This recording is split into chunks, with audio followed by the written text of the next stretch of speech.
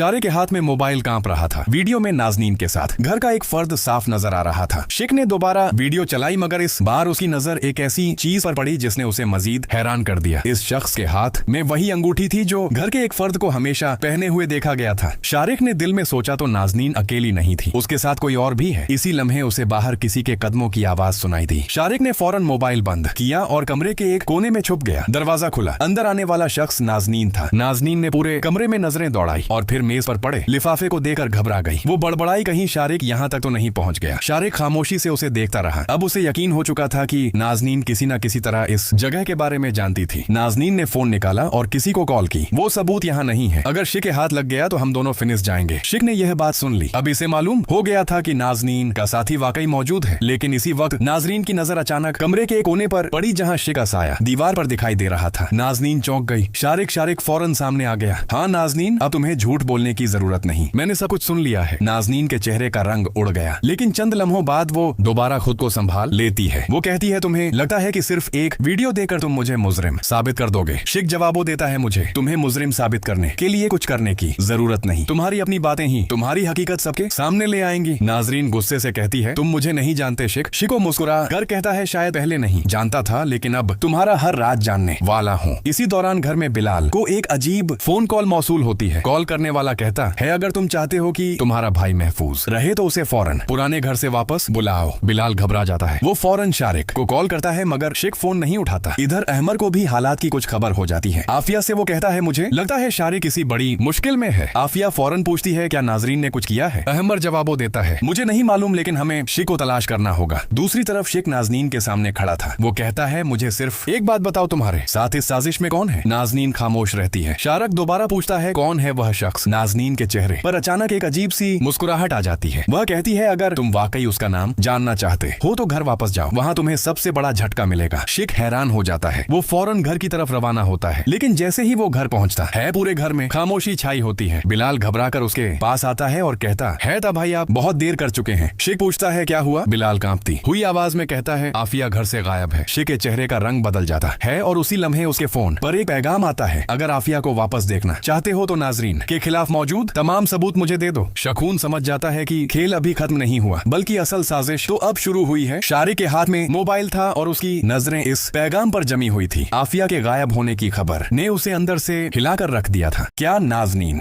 अपनी माँ के लिए ऐसा फैसला लेने वाली है जिसकी कीमत उसे अपनी शादी और अपना घर छोड़कर चुकानी पड़ेगी? क्या शारिक का गुस्सा इस बार सारी हदें पार कर देगा? और सबसे बड़ा सवाल, पुरानी हवेली से आने वाला वो रहस्यमयी बुलावा आखिर किस राज की तरफ इशारा कर रहा है? कहानी की शुरुआत ही एक बेहद तनावपूर्ण माहौल से होती है। शारिक कई दिनों से अपनी आंखों के सामने घर का बदलता माहौल देख रहा था। आखिरकार उसका सब्र जवाब दे जाता है और वह नाजनीन के सामने अपनी बात रख देता है। शारिक सख्त लहजे में कहता है, नाजनीन, मैं काफी दिनों से सब देख रहा हूं। तुम्हारी माँ आखिर इस घर से जाने के लिए तैयार क्यों नहीं है? बेहतर होगा तुम उनसे कहो कि अब वो यहां से चली जाएं। नाजनीन को जैसे ही अपनी माँ के बारे में ये बात सुनाई देती है, उसका गुस्सा 7वें आसमान पर पहुंच जाता है। वो तुरंत पलटकर कहती है, आपने मेरी माँ से इस तरह बात करने की हिम्मत कैसे की? जहां मैं रहूंगी मेरी माँ भी वहीं रहेंगी, मैं उन्हें अकेला नहीं छोड़ सकती। लेकिन मामला यहीं खत्म नहीं होता। बिलाल भी इस बहस में शामिल हो जाता है और नाजनीन की माँ पर घर का माहौल खराब करने का इल्जाम लगा देता है। बिलाल कहता है, नाजनीन, सिर्फ शारिक ही परेशान नहीं है, इस घर में हर कोई परेशान है। कभी किसी से झगड़ा, कभी किसी को तकलीफ। आखिर कब तक ये सब चलता रहेगा? ये शब्द नाजनीन के दिल पर लगते हैं। उसकी आंखें नम हो जाती हैं।